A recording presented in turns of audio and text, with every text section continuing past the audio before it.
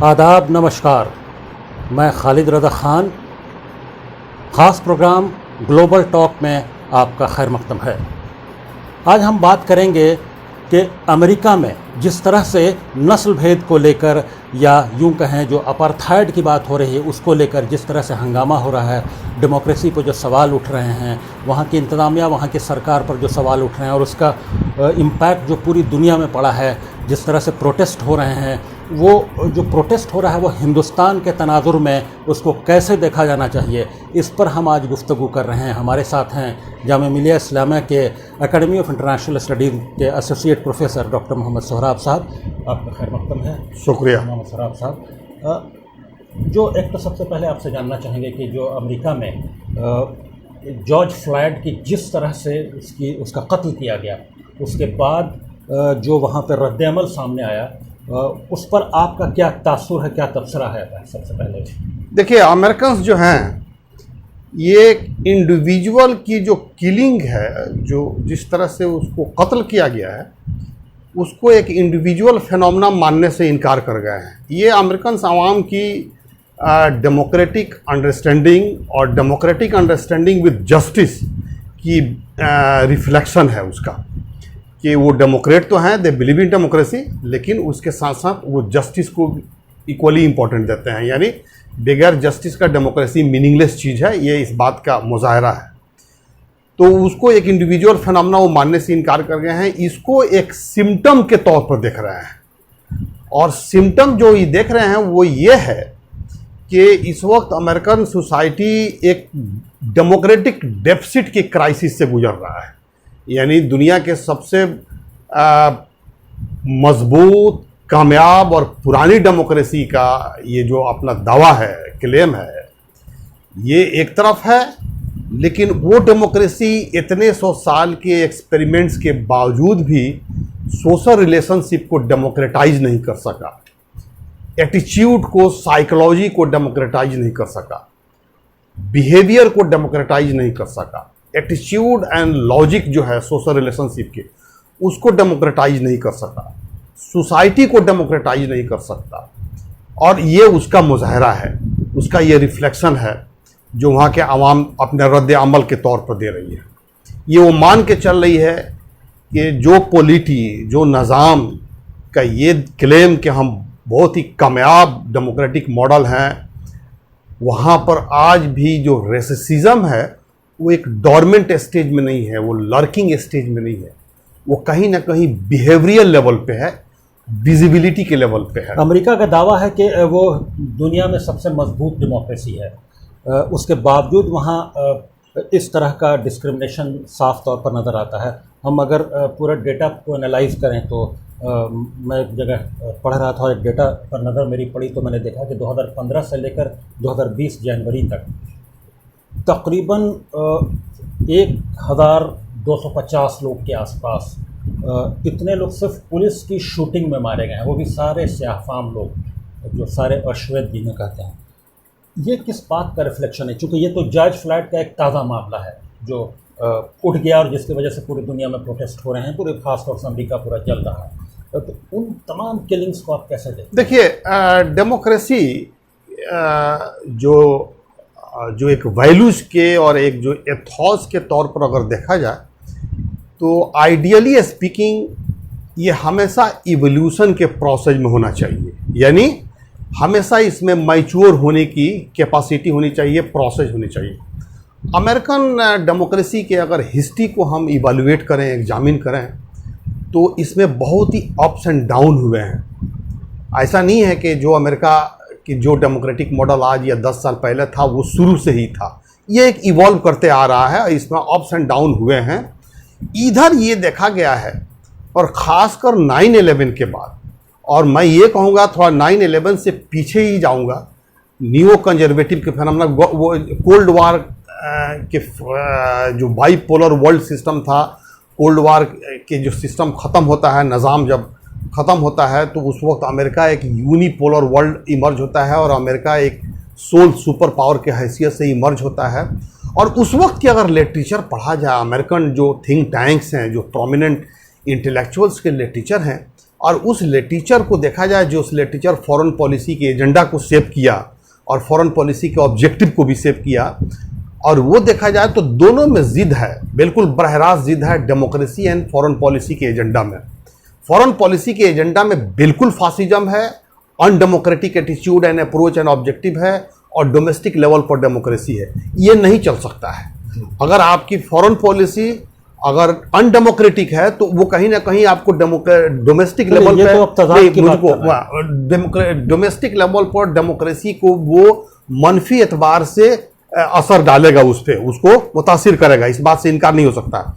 अब रहा आपके सवाल का डायरेक्ट क्वेश्चंस का, अमेरिका में सबसे बड़ा जो फेलियर्स रहा है, मैं ये मान के चलता हूं वहां के डेमोक्रेसी का, मैं डेमोक्रेसी की बात नहीं कर रहा, वहां का डेमोक्रेसी का सबसे बड़ा फेलियर ये रहा है कि उसने समाज में इक्वलिटी नहीं आने दिया। दूसरी बात, समाज से रेसिज्म को, है ना, जो anti black racist attitude and policy है, उसको खत्म करने में वो कामयाब नहीं हुआ। आज भी वहां का ब्लैक घेटोज में रहता है, आज भी वहां का ब्लैक वो है 12% से 14%, लेकिन आप उसके अक्सरियत देखिए जेल के अंदर, आप उसके अक्सरियत देखिए समाज के उस तबके में जहां क्रिमिनल्स पैदा किया जाता है। मैं ये नहीं कह रहा हूं कि वो इसलिए क्रिमिनल हो जाते हैं कि कुल मिलाकर वहां की जो माइनॉरिटी है, ब्लैक्स वहां पे माइनॉरिटी में है, वो 12 से 14% होने के बावजूद जो उनके साथ वहाँ का रवैया है, और ये रवैया है उस मुल्क का जो दुनिया में अपने आप को सबसे मजबूत डेमोक्रेसी होने का दावा करता है। उस अगर हम हिंदुस्तान के तनाजुर में देखें तो हिंदुस्तान अपने आप को सबसे बड़ी डेमोक्रेसी कहता है, हम सब अपने आप को सबसे बड़ी डेमोक्रेसी कहते हैं, लेकिन क्या हम उतनी मजबूत डेमोक्रेसी हो पाए हैं, उतनी आइडियल डेमोक्रेसी हो पाए हैं यहाँ की माइनॉरिटीज के साथ? जी, मैं हिंदुस्तान के तनाजुर में, हिंदुस्तान के पस मंजर में, पर्सपेक्टिव में ये कहूँगा कि हम दुनिया के बड़ी डेमोक्रेसी हैं, वो हमारे अच्छे मोरालिटी और एथिक्स एंड वैल्यूज की वजह से नहीं है, बाय डिफॉल्ट है। हमारी पॉपुलेशन ज़्यादा है इसलिए हम बहुत बड़े डेमोक्रेसी है। दूसरी बात यह है कि हमारी डेमोक्रेसी जो है आज भी ज़्यादातर प्रोसीजरल इन नेचर है, यानी हम वक्त पे इलेक्शन करा लेते हैं, इलेक्शन के जरिए हुकूमत बदल सकते हैं। अब तक जो सब्सटेंशियल एस्पेक्ट ऑफ डेमोक्रेसी है, जिस डेमोक्रेसी में हम वैल्यूज को डिबेट करते हैं और आइडियल वैल्यूज को इंप्लीमेंट करते हैं, उस पर हम बिल्कुल जीरो हैं। हमारी हालत बहुत सारे टोटलिटेरियन, ऑथोरिटेरियन एंड डिक्टेटरशिप की जो सोसाइटीज है उससे भी बुरे हालत में है। यहां इंसाफ नाम की चीज नहीं है, यहां जस्टिस नाम की चीज ही नहीं है, यहां इक्वलिटी नाम की कोई चीज नहीं है, मसवात नाम की, बराबरी के नाम की कोई चीज नहीं है। आज देश में जो एक अक्सरियत है, अक्सरियत यहाँ कई रिलीजियस कम्युनिटी है, लेकिन इस अक्सरियत के अंदर मुस्लिम जो है वो सबसे बड़ा अक्सरियत है और इस देश का सेकंड लार्जेस्ट माइनॉरिटीज है।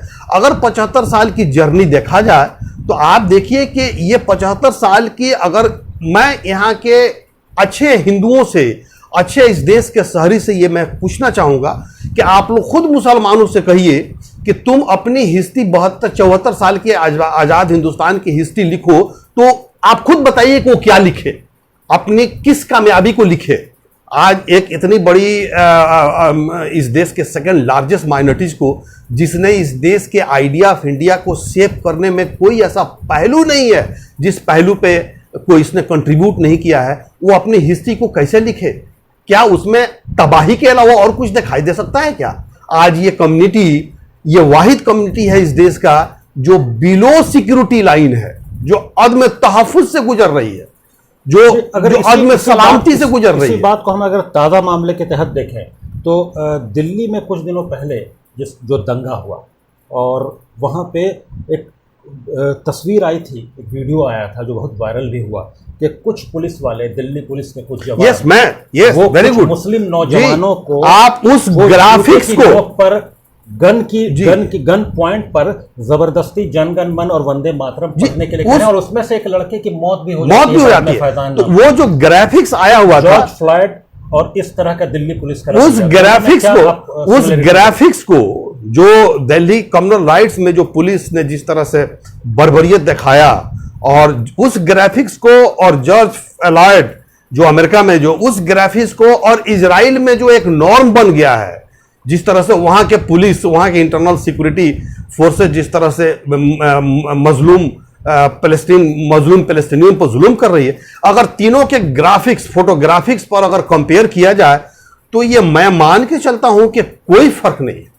एक रेसिस्ट स्टेट इजराइल, दुनिया के सबसे बड़ी डेमोक्रेसी इंडिया और दुनिया के सबसे मजबूत एंड कामयाब डेमोक्रेसी अमेरिका, तीनों के डेमोक्रेसी की हकीकत को वो जाहिर करता है कि ये डेमोक्रेसी के नाम पर किस तरह का फासिज्म है जो नर्चर किया गया है, किस तरह का रेसिज्म है जो नर्चर किया गया है, किस तरह की बर्बरियत है जो नर्चर किया गया है, किस तरह के मैं ये कहूंगा सेवेजरी है जिसको नर्चर करके रखा गया है, और ये इसको फेलियर मान के चल रहा है। इसको हुकूमत का रवैया इस पर अगर हम कहें तो अमेरिका में जॉर्ज फ्लॉयड के अगर इसको हम कत्ल कहेंगे, कत्ल के बाद वहाँ की हुकूमत ने वो प्रोएक्टिव रोल अदा नहीं किया जो उसको करना चाहिए था। प्रोटेस्टर्स जो कर रहे हैं उसके बाद उस पर तो हुकूमत का सख्त रवैया नज़र आ रहा है। उसी तरह से यहाँ भी बहुत सारे जो लिंचिंग के वाक़यात हुए हिंदुस्तान में, या दिल्ली दंगों के दौरान जिस तरह के वाक़यात हुए, उसके बाद हुकूमत की जो खामोशी है उसको आप कैसे देखते हैं? दोनों में सिमिलरिटी नज़र आती है, हुकूमतें खामोश हो जाती हैं ऐसे मौके। देखिए, ये दोनों तरफ मैं एक बहुत बड़ा मोरल कॉम्प्रोमाइज़, एथिकल कॉम्प्रोमाइज़ देख रहा हूँ कि जो हुकूमत है, हुकूमत वक्त है, जिसका काम है बुनियादी तौर पर तहफ़्फ़ुज़ फराहम करना, इंसाफ फराहम करना, वो तहफ़्फ़ुज़ और इंसाफ दोनों मामलात पर 100% फेल है, 100% फेलियर दिखाई दे रही है। दूसरी बात यह है कि आज देखिए दोनों कंट्री में, अगेन ये एक बहुत बड़ी बदकिस्मती का मामला है कि जो आइडियोलॉजी है वो दोनों जगह शॉनिज्म है, जिंगोइज्म है, कहीं रेस के नाम पे है, कहीं रिलीजन के नाम पे है, लेकिन दोनों जगह है। और मेरा ये मानना है कि शॉनिज्म चाहे किसी भी ब्रांड का हो, जिंगोइज्म चाहे किसी भी ब्रांड का हो, फासिज्म चाहे किसी भी ब्रांड का हो, एंड रेसिज्म चाहे वो किसी भी ब्रांड का हो, एंड डेमोक्रेसी, ये दोनों बहुत दिनों तक साथ नहीं चल सकता है। अब इसमें फाइनली कौन किसको कत्ल करेगा ये वक्त बताएगा, लेकिन मेरी अल्लाह से ये दुआ है कि दोनों जगह डेमोक्रेसी कामयाब हो, दोनों जगह डेमोक्रेसी कामयाब हो और समाज से हर तरह के जुल्म खत्म हो, लोगों को एक सलामती के फिजा में रहने का मौका मिले और वो इंसाफ की ख्वाब देखे। क्या आपको उम्मीद लगती है, आप कैसे उम्मीद करते हैं कि आपको क्या लगता है कि इसका क्या तरीक़ा है, कैसे इसका हल खोजा जाए ताकि जो जिस इंसाफ की बात आप कर रहे हैं वो इंसाफ कायम हो सके हिंदुस्तान के? देखिए, ये जो कुछ हो रहा है वो कहीं ना कहीं डेमोक्रेसी से डिविएशन की वजह से हो रहा है, कहीं ना कहीं एक डिविएशन है। अब वो जानबूझ के है या अनजाने में है, ये एक दूसरी डिबेट है, लेकिन ये डिविएशन है, ये undemocratic attitude, undemocratic approach, undemocratic policy and undemocratic ideology की वजह से हो रहा है।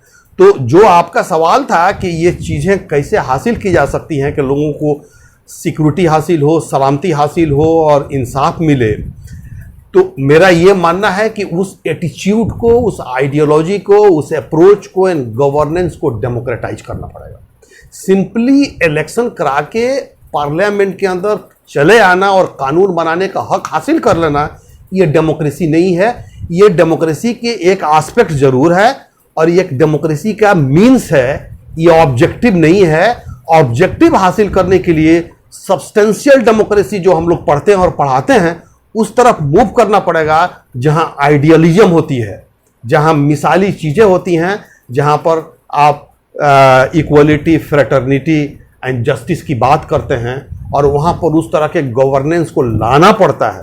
अगर कोई नहीं लाते हैं तो एक वक्त आता है कि वो सीधे अटैक करता है प्रोसीजरल डेमोक्रेसी की जो मैकेनिज्म है डेमोक्रेसी, उसको भी वो थ्रोटल डाउन करता है, उसका भी वो गला घोट लेता है।